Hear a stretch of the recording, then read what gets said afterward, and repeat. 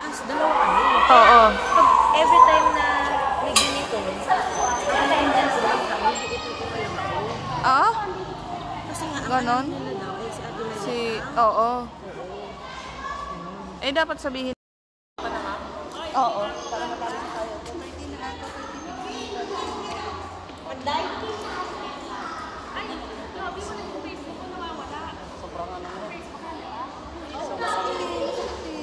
Diba, ganyan na mo ayaw.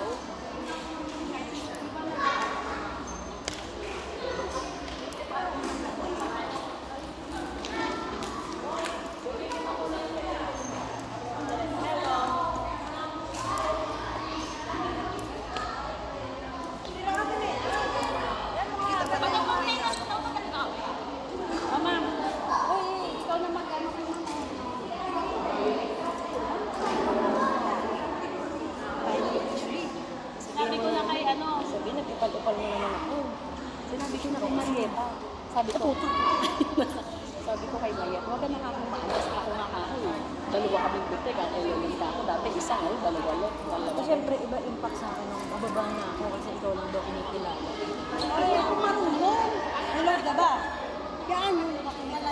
Malayo. Ayan na, nakakulit ka. O, ayan, sa kontak na naman sa telepono talaga pa. Nag-telepono pa. Uy, ipakilala mo si ma'am. O ikaw muna. Kayong mga bawsi. Bahala kayong sa buhay nyo. Project nyo yan, di ba? Bawsi, project nyo yan. Ang ganon. Itong dalawang bawsi. Ano ba gagawin natin dito? Ano ba yan? Oo. Ano ba? Ang dami naman paano lang. Hindi ko nga alam yan. Tayo maglalike tayo. Hindi ako nagagawin. Bumalik ko. Hindi ko alam sa may cellphone. O, ayan si ma'am. Halika na. Ano ba? Ikukulit sa live? Asan ba ang Facebook? Eh, ma'am, nasa Facebook. Ay, hindi. Wow, ang ganda naman ang pamilya mo. Sasayaw ka? Abot ba? Sige. Hawakan mo. Oo, ma'am.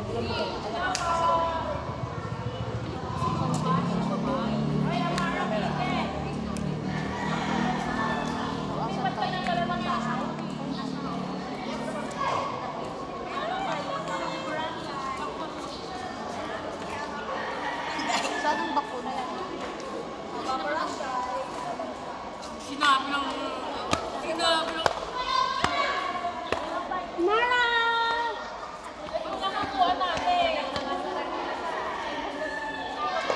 Very good na pala sa nagawa sa ako. Wala yung mukha ko naman nakalagay.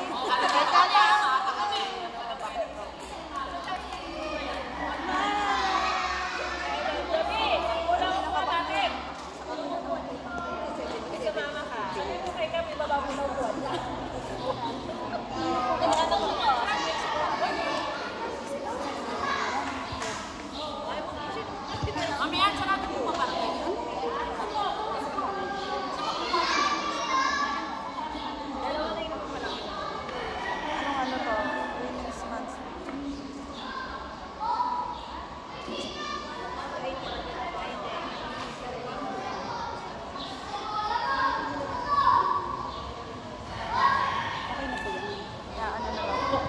Hello po, sa mga bagong dating po, may attendance po sa likod.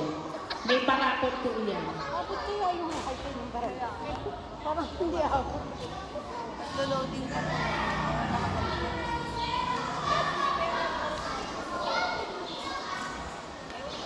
Hindi ata abot.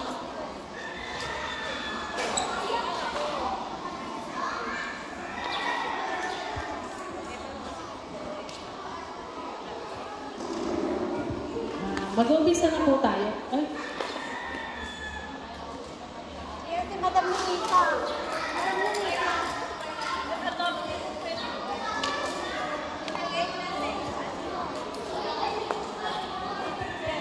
Prayer po. Umpisahan po natin sa pagdarasal.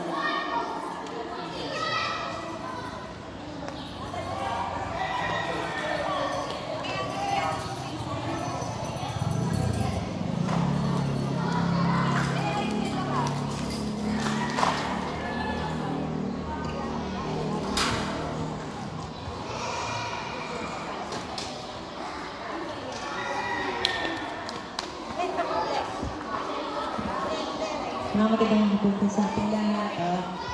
Ilagay natin ang ating presensya sa ating Panginoon. Magsitayo po tayo lahat. Picturean mo yan, parang sa pastora yan. Ayan po. Sana naman ang Espiritu Santo.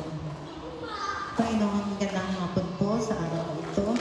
Salamat po at ihinatid mo kami dito ng ligtas. Maging kabuluhan po ang araw na ito sa amin. Karoon po kami ng natutunan po. Maging attentive po kami lang at bigyan po kami ng pagkakaisa at karunungan sa araw na ito. Ikaw po ang maghari sa aming mga puso at isipan. Inaasahan po namin na ikaw ang mamamagitan sa amin lahat. Turo po sa amin ang tama at maging masaya at magkaisa. Maraming salamat po, Panginoon. Naway manatili ka sa amin tama. Ama namin sa mga salamat ka sa ngalan mo mapa sa amin ang kaharian mo. Sundin na mo dito sa lupa para nasa langit.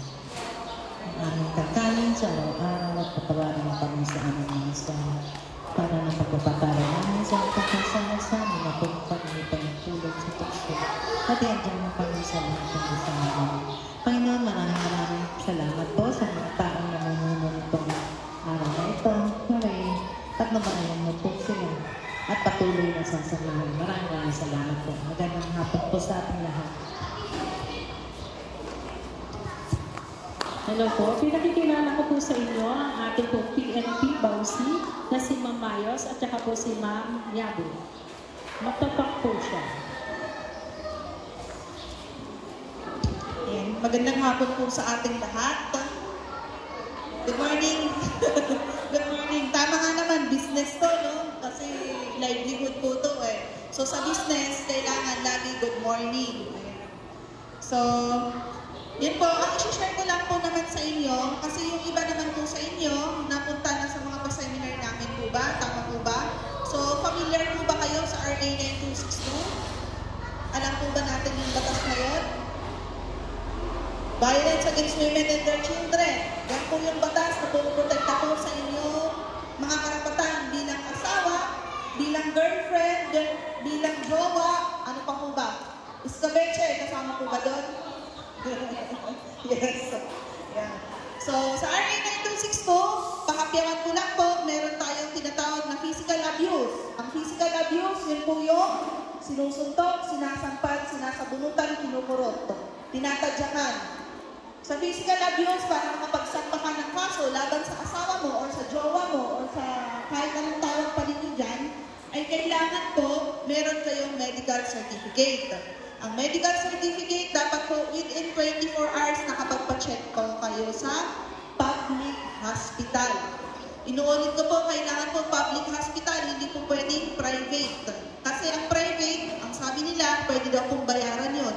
Mag-untog-untugan kayo, sasabihin nyo, asawa niyong gumawa, yun pala kayo lang. So yun po yun, kailangan public hospital para makakuha ng medical legal. Pangalawa po, ang psychological abuse. Yun po yung usually naman na ginagawa ng isang asawa. Yung mas maganon pa kasi kaysa babae. Minumura kayo, sinasabihan kayong mabaho kayo, mataba, payat, pangit, maluwag, ganon. Maluwag. Yun ang sinasabi ng mga kuya, maluwag daw, pero tanungin din yun sila. Baka naman yung sa'yo ang lumiliit sa kagagamit, no? Nasusobrahan, kaya mapupudpod, kaya lumiliit. Sasabihin mo maluwag to, pero hindi, masikip to, mamuna, di ba? O sino bang nagpaluwag siya? So, ibig sabihin nun, baka siya, lumiliit yung kanya, kasi kung kanino ginagamit, di ba? O kaya nasusobrahan na sa kagagamit. O, tinuruan na kayo ng panlaban, ha? Ang mamaya kasi, ang luwag-luwag mo, sasabihin, eh baka yung sa'yo, lumiliit yan. Eh, ito, elastic to, bumabalik to, di ba? Kahit nanganak lang ilan yan, bumabalik po sa, ano niya, sa size niya. So, yun po kasi minsan kasi doon nag-aaway yung parang sa babae kasi akala natin walang effect kasi malalakas tayo, nanay tayo eh. Kailangan tibayan ng loob. Kasi sa atin, Pilipino, importante ang pamilya. Kahit na sobra-sobra na yung pagbubugbog sa atin o kaya yun nga, pagmumura sa atin. Anong ginagawa natin? Iniiyak lang natin sa tabi, tapos kinabukasan, okay na naman, ka na naman. Pinagsisilbihan ng kape na dapat sinuraan mo muna bago mo i-serve, di ba? O, pinagluluto po ng almusal. Kasi ayaw niyo masira yung pamilya niyo eh. Pero yun nga, pagka sa araw-araw na ginagawa yun sa inyo, na pinagsasabihan kayo ng masasakit na salita, nagsasuffer po yung mental health ninyo. No? So, ang mga sinasabi, baka mamaya may nagbubulungan na kapitbahay, akala mo, ikaw pinag-uusapan. Kasi sabi ng asawa mo, mabango ka, tuloy, ganun ka sa sarili mo. Diba? Kasi nagkakaroon ka po ng trauma na pupunta pa sa worst na scenario, baka hindi ka na po lalabas kasi feeling mo, ang baho-baho mo na, ang pangit-pangit mo na. Di po ba? So yun, psychological abuse, kung feeling ninyo may mga ganun na ginagawa sa inyo na sobra-sobra naman, psychological evaluation din po ang kailangan po natin. So psychological evaluation, sa psychologist po yun. Dati-dati, pagka pumunta kang psychiatrist, ang sabi sa'yo, baliw ka.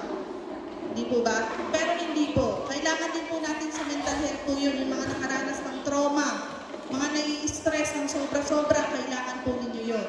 So, yung psychological evaluation po natin, meron po tayong libre.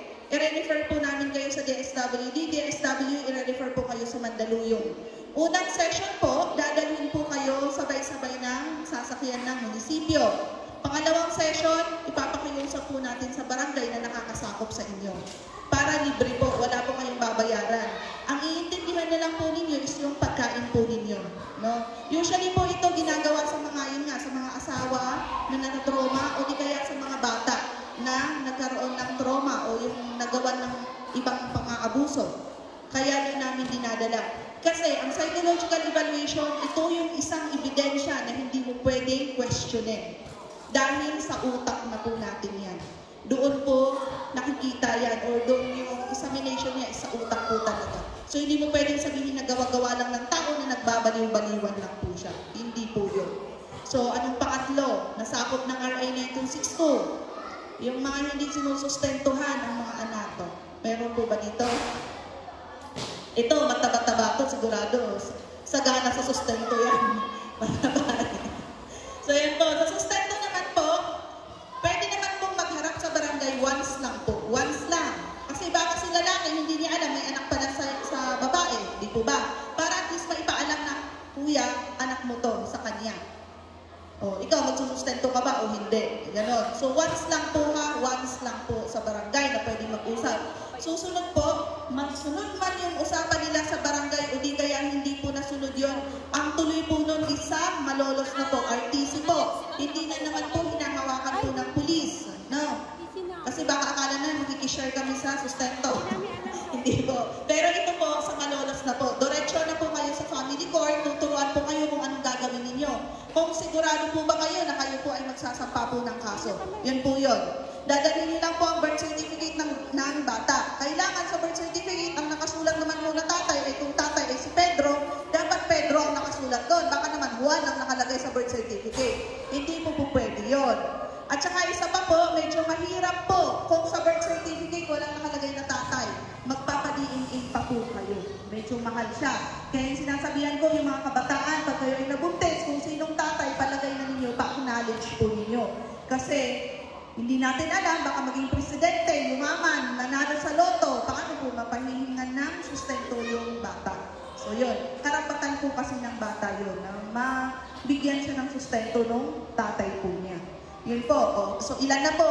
Physical, psychological, financial. Ano po yung pang-apat? O yung mga laging kinakalabit sa gabi. Oo. So, yun ang tinatawag natin marital rape, yung mga pinipilit. Hindi naman benta ng bike, hindi ganyan naman. Kasi takot po siya. So, yun yung inaano namin na dapat maging open po yung communication ninyo sa mga anak ninyo. Tanungin nyo kung ano nangyayari sa kanila. No? Dapat ugaliin ninyong kausapin. Kasi pagka ganun, takot sa inyo, o di kayo hindi kayo makausap na, ay, taga, busy na nga ako, anuhin mo pa ako, ano ba yan? Ganun ka ba, di ba? Minsan talaga, may intindihan naman, lalo pag pagod ang nanay. Pero yun nga, yung sinasabi ko, dapat maging open kayo. Kasi pagka may ganung problema, dapat sabihin sa inyo. So pagka ganun po ang nangyari, pagka pumunta po kayo sa amin, wala po kaming pang-trace. Ang meron lang po, Saraco. Kaya nire-refer po namin kayo Saraco sa region po yun, sa Camp Olivas, sa Pampanga. Isasabit po yun ninyo yung cellphone ninyo doon para po matrace po nila kung sino po yung nasa likod ng video call na yon. Pero minsan, dahil sa layo, dahil sa abala, ayaw na po natin. So, ang pinakamadaling solusyon, i-deactivate yung account lahat ng bata. Facebook, Instagram, Twitter, basta kahit ano dyan. Yung email po niya, tanggalin din po. And then yung number niya, itapon na po. As much as possible, yung cellphone na gamit, hindi na din po yun ang pang-login. Palitan na po. Pero yung cellphone na yun, hindi po pwedeng pambenta. Kasi pwede po nila naman nilang makuha yung laman po noon. Di kakalat na naman po. Hindi na po, pang-tago na po yung cellphone na yun o pang-sira na po. Yun po ang gagawin. Tapos, pagka bumili ng SIM card na bago, huwag po kayong bibili ng SIM card na registered na. Mabilis naman pong mag-register, di ba? Kasi pag registered ang ginamit niyong SIM, kanino kayo nakapangalan nun? Tapos ginamit ninyo panggawa ng TikTok. Sa TikTok ninyo, naka 2 million views kayo. O, tapos kung kikita na yung account ninyo, biglang na-block kayo, hindi nyo mabuksan. Kasi yung may gamit ng SIM, na-trace niya na kumikita na yung TikTok account mo, siya na ang kukuha ng kita mo. O, na-scam ka. So, mas maganda po bumili kayo ng SIM talaga na bago, kayo ang magre-register. At ang pagbibenta ng SIM na registered, bawal po yun. May kaso po yun. Meron po tayong nahuli sa Lulumboy, bata na nagbebenta ng registered SIM. So, bawal po magbenta nun. Pati po yung mga GCash na verified. Baka meron pong bumili sa inyo nun kasi may card yun na inganyo kayo. Huwag po kayong gagamit nun, lalo pag gagamitin nyo sa business. Kasi sa ibang tao nakapangalan hindi naman sa inyo Paano mabe-verify yun kung walang tao? Naka-front po doon. So, mas maganda kayo nang mag-register ng sarili niyo or magpa-verify ng sarili po ninyo yung GCash. Huwag niyo po gagawin. So, yun ang kailangan yung gawin pag ganun yung nangyari po sa mga kakilala ninyo, sa mga anak ninyo. Lahat po talaga, tapon na. Number, account, deactivate, mga email, tanggalin, tapos sabihin sa mga kamag-anak, i-block na po nila yung nag-send sa kanila ng kung ano-anong video kasi sabihin niyo, scam po yun. At saka pwede din po yun, pagka may sinend na yun sa inyo, i-click ninyo yun. Makukuha din naman yung ninyo, yung mga information, di kayo naman ang susunod na biktima niya. Hanggang kasi binibigyan ng pera yung mga tao na yun, palala ng palala ang gagawin. Pero pagka i-stop mo na, ay hindi na magbibigay ng oras yan para pa i-locate ulit yung tao. Hindi na po, hahanap na naman po ulit siya ng biktima kasi nakakuha na po siya So yun po ang pag-ingatan po natin. Lalo na pagka nagpipicture tayo, lalo na sa mga kabataan, ewan ko ba, sabi ko nga sa kanila, may salamin naman. Kung gusto niyo makita kung gaano kaluwag yung butas, salaminan na lang ninyo. Yung ginagawa, pinipicturean po O, dinandun na sa cellphone na yon. Kaya pagka may mga ganun po sa cellphone ng mga anak natin, o tayo mismo, may pinicturean tayo sa sarili natin habang nagbibihis. Diba? Kasi baka nagpa-check kayo ng baka may breast cancer ako, ganun, pinicturean nyo, sinend nyo sa doktor, mga ganun. Huwag na pong ibebenta yung cellphone na yon. Pangtapon na po yun. Hindi po pwede. Kasi pwede pong ma-recover yung laman po ng cellphone ninyo na yun. Sa ngayon, high-tech na po sila. Kahit na po, pagka techie po o IT yung gagawa, makukuha po lahat yun. Oo, maano niya, may madidelete. Kasi sa amin kasi, may ganun, na-delete na niya, pero na-recover pa din po namin.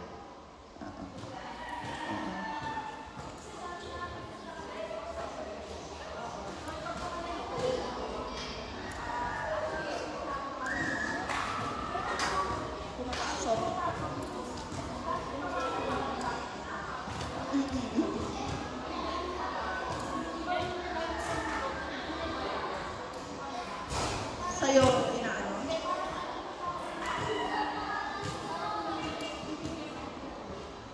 Oo, yun nga. Yung parang sa registered na na GCash din po yan. Kasi parang sa motor din, di ba? Pagka hindi mo nabayaran, kukuhanin kasi bebenta sa iba. Parang yung magiging account nila, yun ang natatransfer sa kanya. Kasi online po kasi yun hindi manually na pinapabayaran or dinidelete mga ganun. So parang sa kanya napupunta lahat. Kaya yung iba, kumuha ng cellphone, hindi na binayaran, insurance na lang bumayad. Pero yung account na yun, pwede pa din nilang i-transfer para makuha nila yung compensation na dapat makuha doon. Opo.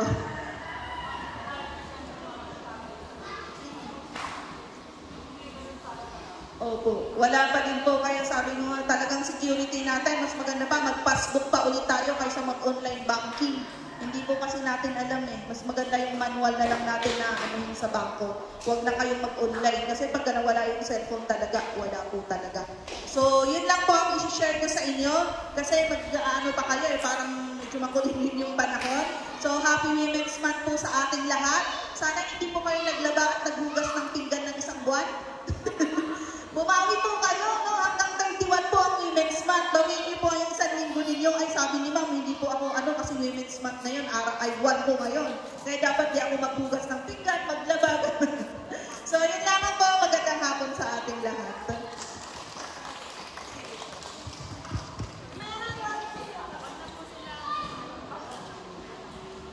Sir lang po, wag na pong tatayo. Ma'am Yabo, picture. Picture tayo.